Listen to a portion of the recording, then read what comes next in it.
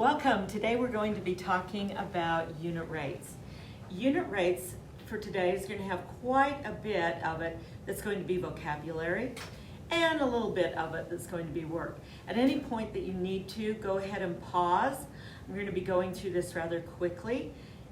Unit rates are a ratio. Let's remember what a ratio is. A ratio is a comparison of two quantities, usually by division. Now we do know that we can also write ratios in a couple other ways. We can write them with a colon. We can write them with the word to, as in T-O, not two in the number.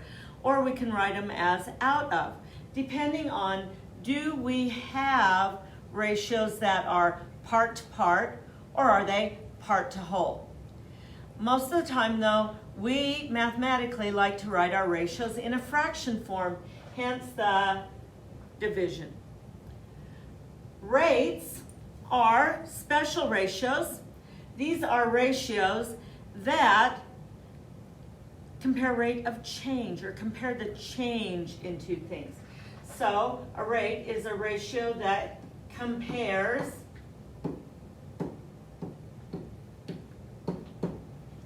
the change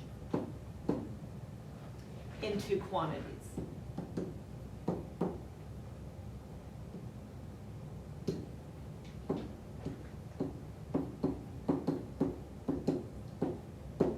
Now we also have a special thing known as a unit rate.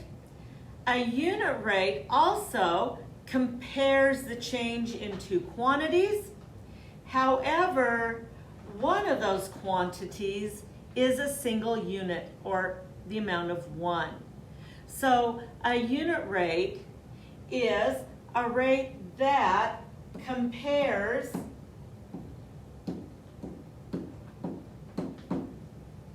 the changes when one of those quantities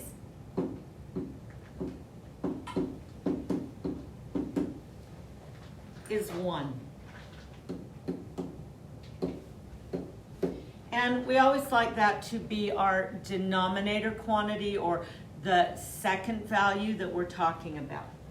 So ratios compare two quantities. We like to do it by division. Rates are ratios that compare the change in two quantities. And unit rates compare the changes when one of those quantities is 1. And we deal with those a lot out in the real world. Okay, so those are some things that we're going to talk about today. So we have here an example of some unit rates and looking at maybe some models about how we could determine some rates. So our context in this is that it takes you 3 hours to read 102 pages in your novel. And if we're going to use a model to determine your rate in pages per hour, we can do a tape model, for instance, to make this relatively easy. And a tape model is just making a long rectangular shape, splitting it down the middle, okay, and on top having one of the quantities, and on bottom having the other quantity. Now our information tells us that we have 102 pages.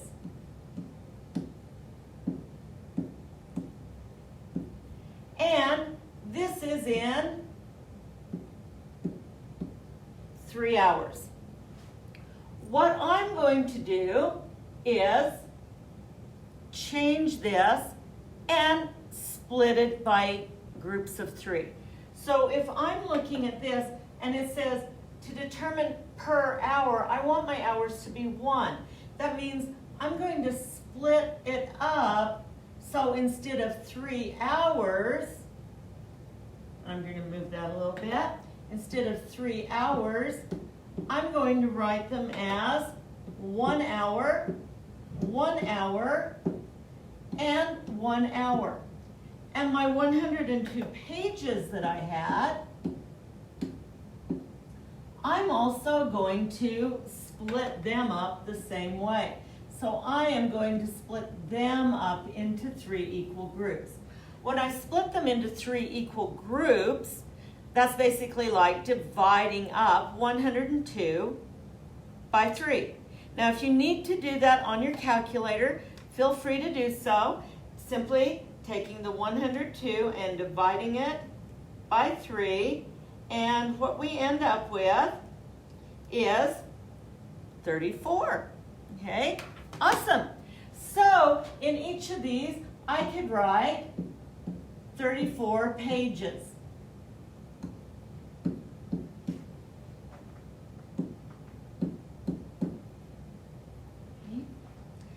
And so by doing that, I'm splitting both of them up equally the same way. What determined the way I was splitting them up was the rate that I wanted. I wanted my hours to go from 3 of them to be just 1. If I do that then, that model shows me that every 1 hour I'm reading 34 pages. And if I want to write that as a ratio, I could write it as 34 pages and 1 hour. That would be it as a ratio. 34 pages in 1 hour. Now, when I look at that, I could also write that as a wording of 34 pages per hour. That's kind of some of the normal, run-of-the-mill, everyday vocabulary or language that people would use. Most people don't write a ratio or a rate looking like that or even say it like that. What we instead say is 34 pages per hour. But for us, mathematically, it's going to make a little more sense to leave it in that fractional format for right now. We're being asked a question of, if you maintain the same rate, how many pages can you read in 9 hours? Well, we have very different alternatives of doing this. First of all, if we are using the rate of 34 pages in 1 hour, and we wanted to find out 9 hours, we could do this as an equivalent fraction. As an equivalent fraction, if you remember back into elementary school, it is simply looking at what I do to the bottom, I do to the top. And so this would be multiplied by 9, and so would that.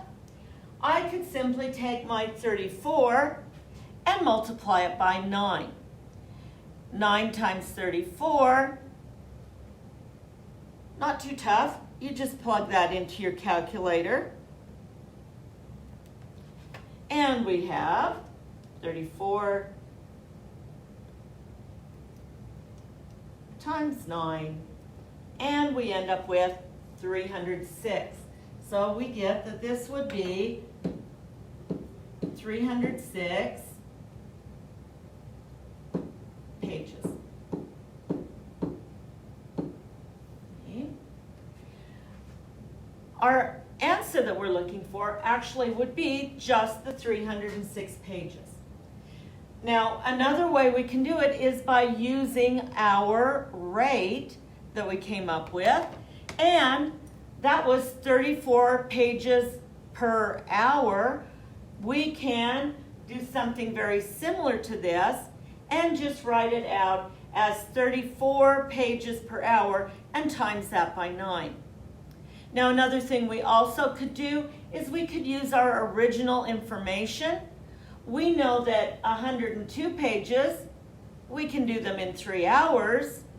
We could set up something very similar to this and write it out as 2 equivalent fractions and say that we know 102 pages and 3 hours, and I am going for 9 hours.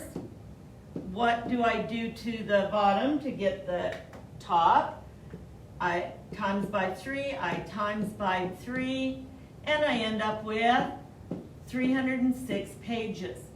The nice thing about ratios and rates written in their fraction form is that you can always find equivalents from them. This is just a little bit of an introduction that you can see how that ratio and this rate, or unit rate as we're going to call it, actually are closely related. Now our next thing says, well, what about if we wanted 2 hours? Well, we could easily use our model, and our model, we could just take the 2 hours, add them together, and we would come up with 68 pages. If we didn't have the model and we just had our rate, we could take our unit rate, which is 34 pages, and I'm going to write it in the normal run-of-the-mill everyday language, 34 pages per hour, and I could take all of that and multiply it by 2.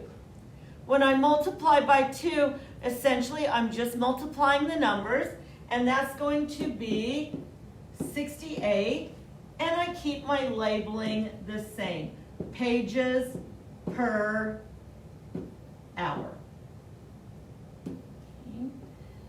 Or, in this case, it wants to know, not per hour, but in 2 hours, so it would just be 68 pages. Everybody good? Yay. All right. How many hours would it take you to finish the book if you had 153 pages left?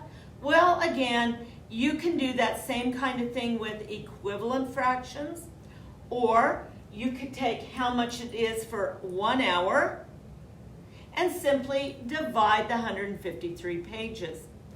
Multiple ways of doing this. Again, you can do this as an equivalent, that you have 153 pages, and you want to know how many hours that's going to take.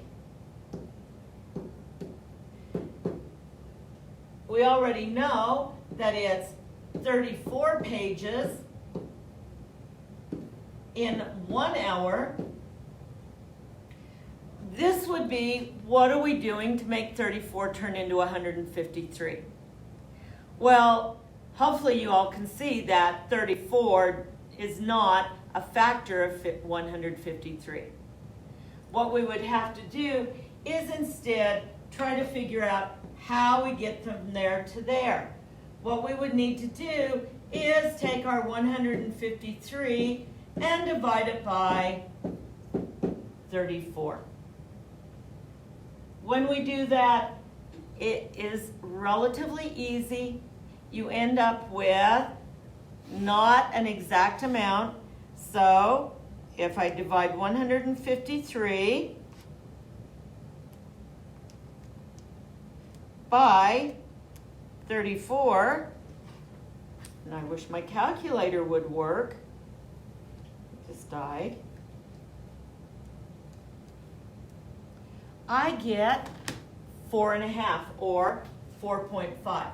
So if I multiply this by 4.5 and I do the same thing here, I'm going to get 1 times 4.5. Well, that's going to really be just 4.5 hours. Or if you prefer it in fraction form, 4.5 hours. That is if you're doing that constant rate, not changing it. This is just a real fast kind of looking at it as far as equivalent fractions, putting it back into that framework of things that you're familiar with, probably from elementary school. Changing one fraction into another fraction, with the same denominator, or finding the denominator when you know the numerator. It is related to that. Unit rates, again, and ratios look like fractions, act like fractions. They aren't exactly fractions, but they do pretty much most of the stuff that fractions will do. All right, so let's take a look at something a little bit different. Since ratios have associated rates that compare the way the two quantities change, we can show the change in a model and we can show it in a table. So we're just going to take a look at this and look at the model, and then we're going to, on the next page, look at it as a table. Tables can be extremely useful, especially if you have a lot of different kinds of ratios that you need to compare. So our context is that we want to know how much money per hour you make if you make $42.30 in 5 hours. Well, if we're going to use a model, again, a tape model would look something like this. $42.30 and then 5 hours. We want to know in every hour, so I'm going to break up these into 1 hour segments. So each of these is 1 hour.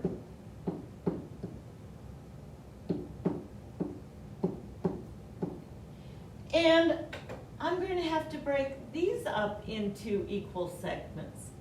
Well, to break those up into equal segments, that's basically dividing $42.30 by 5. So if I take $42.30 and I divide it up into 5 equal parts, I find that each of these parts is $8.46.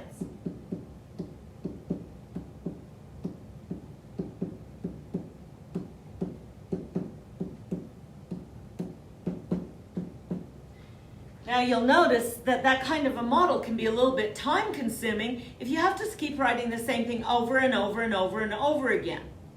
But that model is still very useful. I can use that model even if I'm trying to answer the next question, which is, what if you work for 10 hours? Well, I know what I make in 5 hours, 10 hours, I could just double it. I could write that as $42.30 in 5 hours is going to be the same as something in 10 hours. I want to know what that is. If I use equivalent fractions or equal fractions, I say, oh, I would just times 2.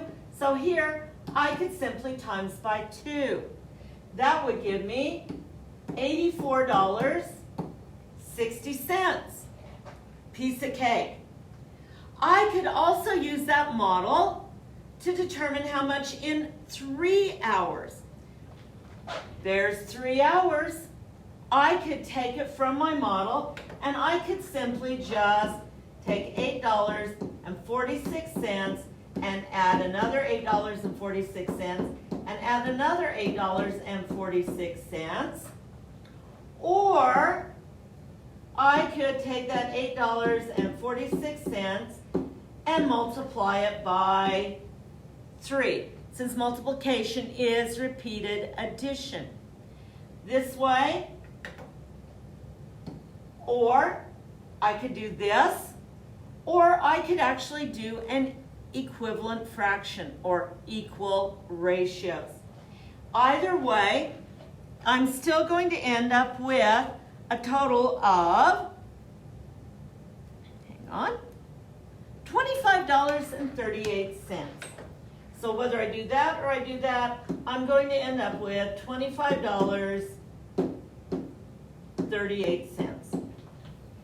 That would be using my model. But my model, again, breaks things up. It's really not that difficult to draw the model and then use the parts and pieces of it. kind of using parts of the whole.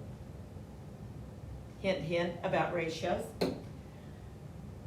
Now, this would be what I could do with it as a table. As a table, I can list hours of work and the amount of money I make each hour. Now, if you notice right here, this is the information that we were given. 5 hours and $42.30.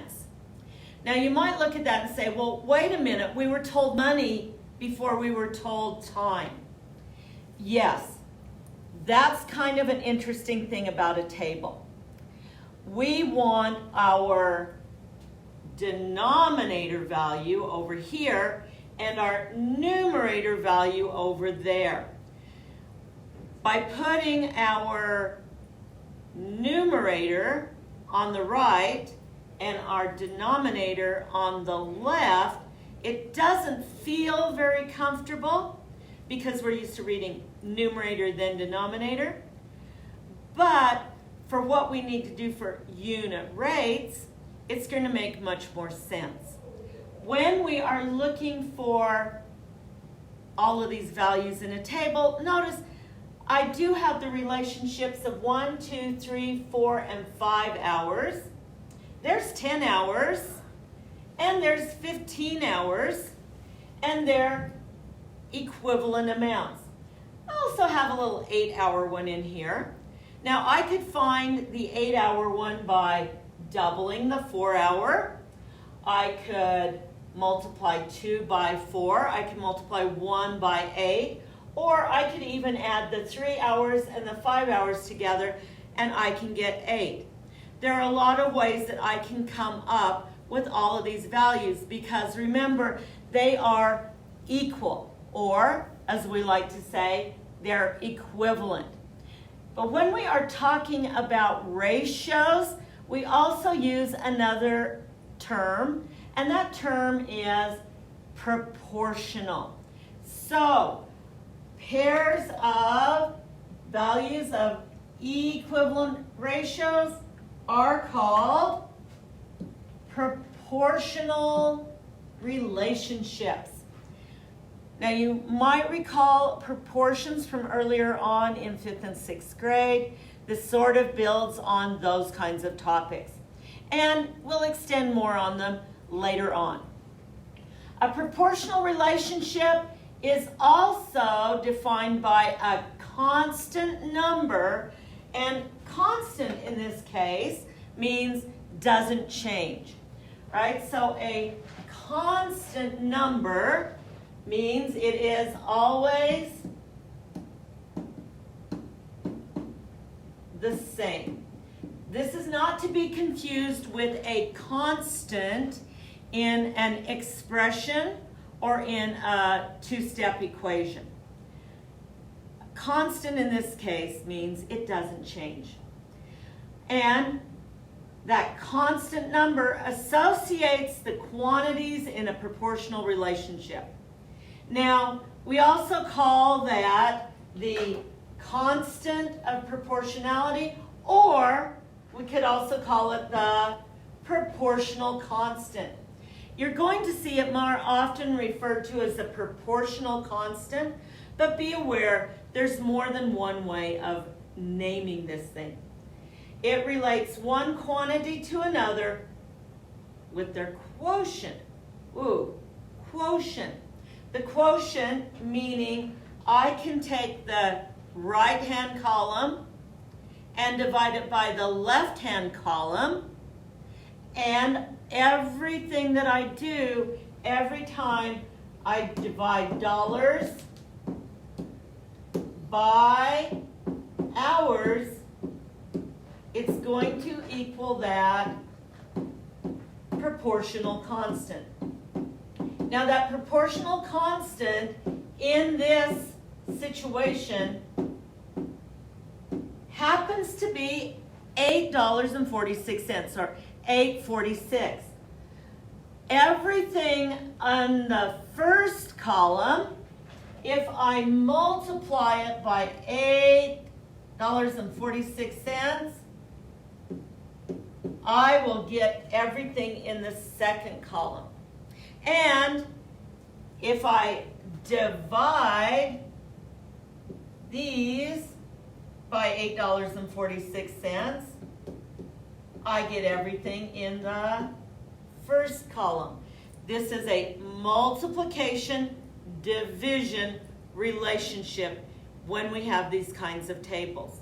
Now these tables are very useful for helping you to figure out other information. All right, so a little more about this. As I said, the proportional constant is 846 because you multiply the number of hours to obtain the number of dollars.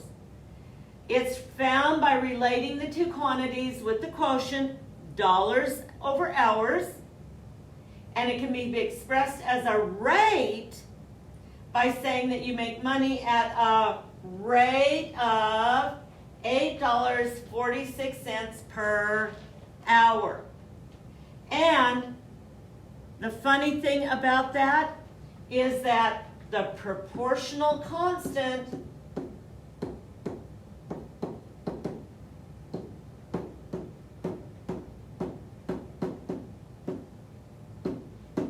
is the unit rate.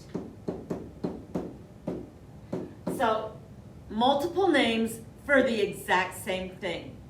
The proportional constant is the unit rate. And you can see the proportional constant in the table. Where you can see it is when there is a 1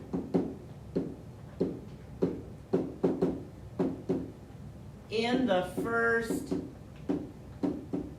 column. So when we have that 1 times 8.46, that 8.46 is our proportional constant, and it is also our unit rate. Pretty nifty, isn't it? So, let's move on. Let's take a look at an example. Why would we want to know these? Well, because out in the real world, unit rates are very, very useful. Unit rates help you figure out how much you might be paying for something. You deal with these all the time.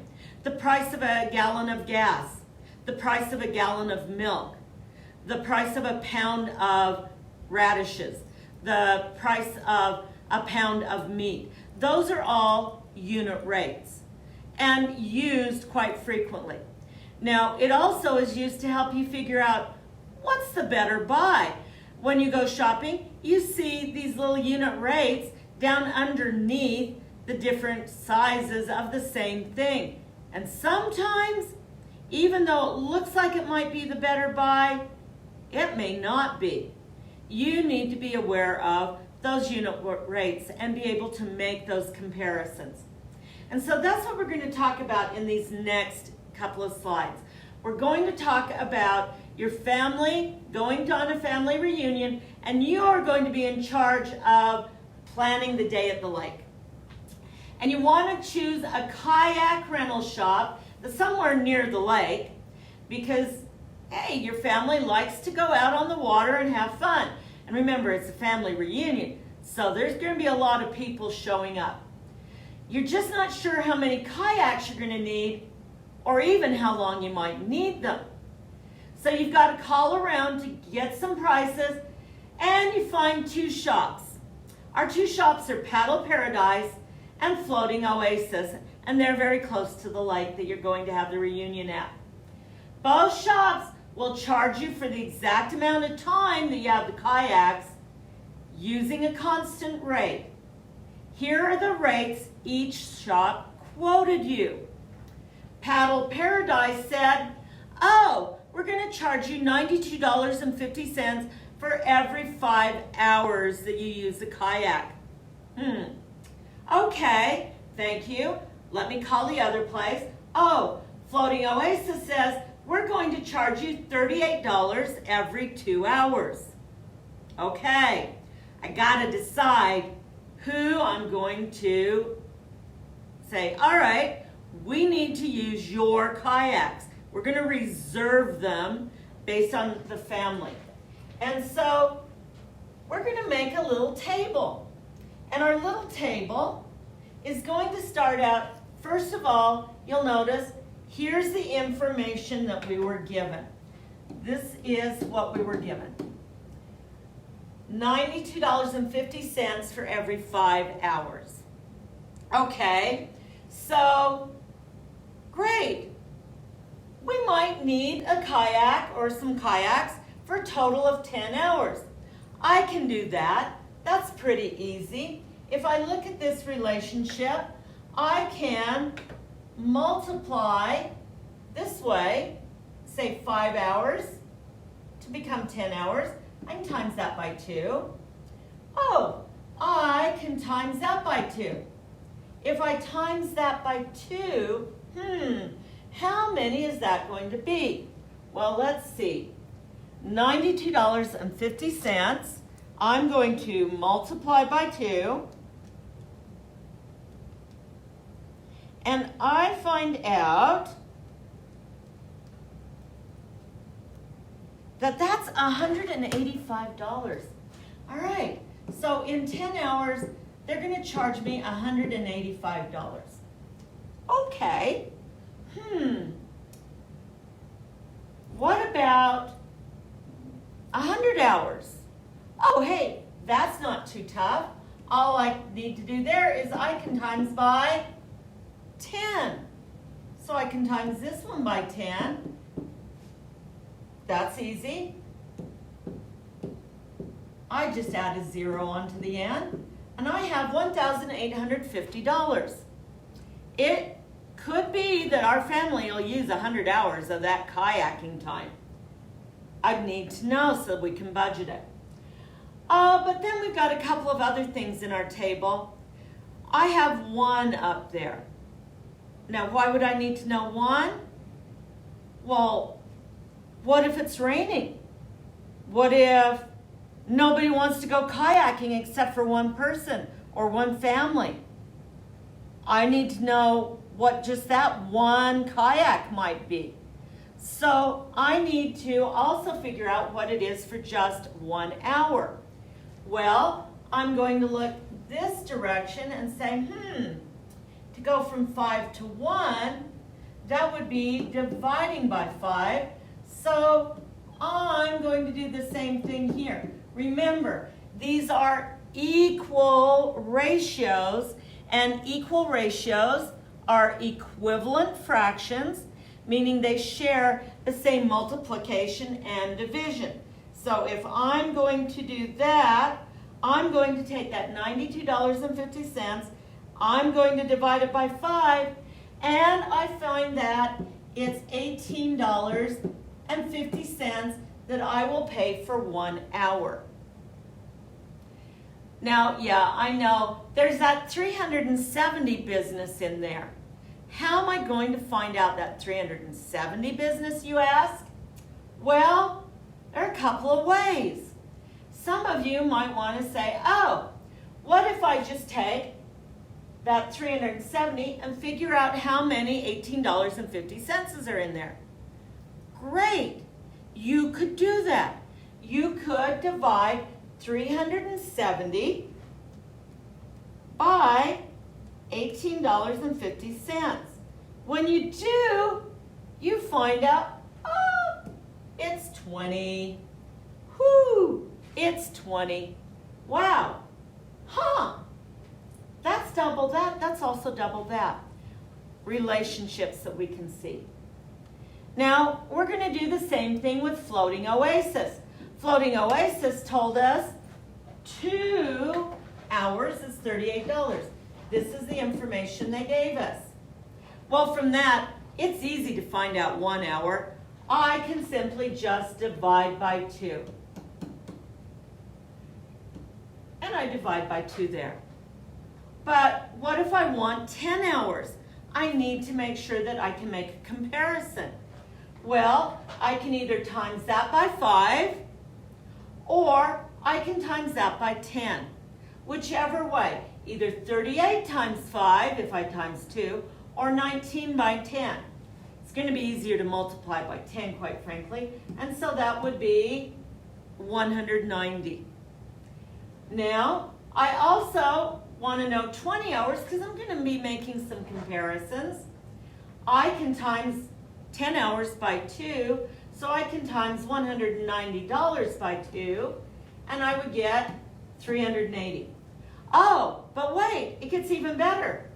I could times that by 20, or I could times that by 10. Look at those relationships. They are a constant relationship up and down. Now this one says 1,900.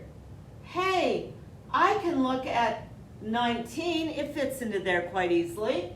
19 fits into there 100 times, so this would be 100. And again, I also have the side-to-side relationship. On here, if I take each of these and multiply them by 1850, I get there. If I multiply each of these by 19, I get there. Tables are fun, tables are easy, tables are very useful. That's why we're going to be doing a lot of them in the near future. And here's our table, already filled out. And we're going to ask a few questions. First question, what is the proportional constant for each rental shop?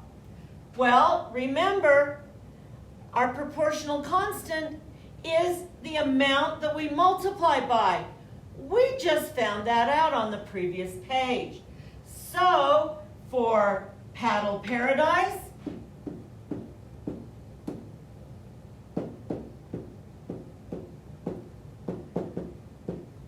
my proportional constant is $18.50. My proportional constant for Floating Oasis, I found out everything I could multiply by 19. Where do I find the proportional constant in the table? I find it where 1 is in my first column. So there's my proportional constant, there's my proportional constant. Which company is cheaper? Well, that's easy. What one do I pay the least amount for? All the way along. If 1 hour here, 1 hour there, $18.50, $19. 10 hours, 185 hours, 10 hours, $190. Gee, which one is cheaper? Well, it's going to be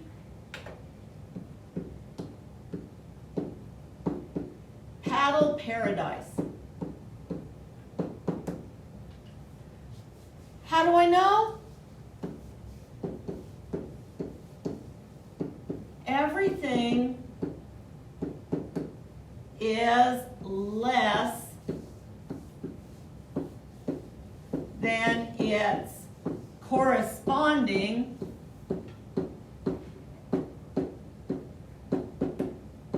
value in Floating Oasis.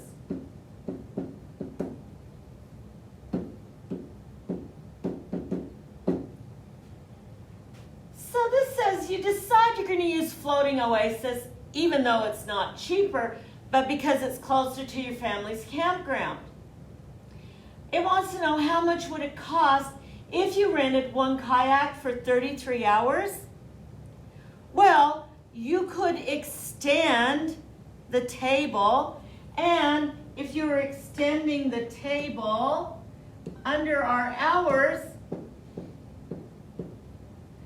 and dollars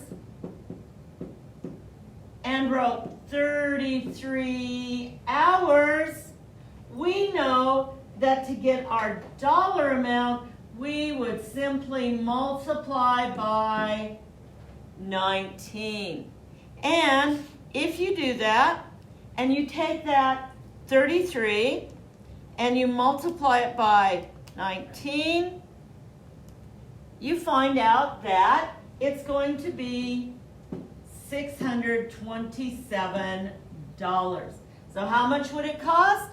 It would cost $627.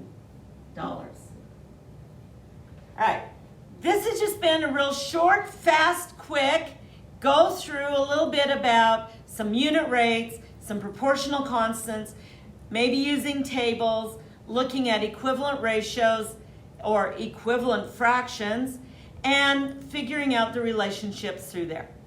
If you need to at any time, go back, rewatch the video, pause it, write down anything that you might need to, and definitely contact your teachers if you still